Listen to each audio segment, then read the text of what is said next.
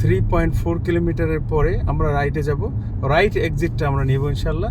আর এই সময়টা এখন এখানে মাগরিবের ওয়াক্ত হয়েছে, আজানের সময় হয়েছে, এশা একসাথে। আমরা যেহেতু এখন সফরে আছি, মাগরিবের শেষের দিকে, একদম শেষ সময়ে আমরা, অথবা এশার সময় করব। অর্থাৎ আমরা এশার ওয়াক্তে মাগরিব লাগতো, তাহলে আমরা মাগরিব পড়তাম এবং এশা পড়তাম, তারপর গাড়ি করতাম। আল্লাহ তাআলা যেখানে সুযোগ দিয়েছেন, কাজ একজন শুকরিয়া আদায়কারীর কাজ।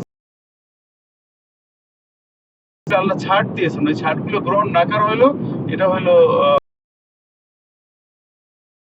অ্যাগ্রেসিভ, অর্থাৎ অহংকারীদের মধ্যে পড়ে। আর আপনাকে একটা টাকা দিল, আপনি সেটাকে মনে মানে রাগ হয়ে গেল, আপনার খুশি হয়ে নিলেন। তো ব্যাপারটা ওরকম। ব্যাপারটা হলো এখন যেই একটা টাকা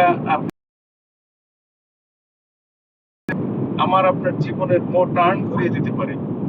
আবার ওই 1 কোটি টাকা আপনার, আমরা কি করি, 1 টাকা দেখে অহংকার করে যাই, এই এত সামান্য একটা ইয়ে। হ্যাঁ, এখান থেকে না, সামনে থেকে সব আল্লাহ রাস্তাটাই গ্রহণ করবো, সঠিক এক্সিট যেটা আমরা নিব।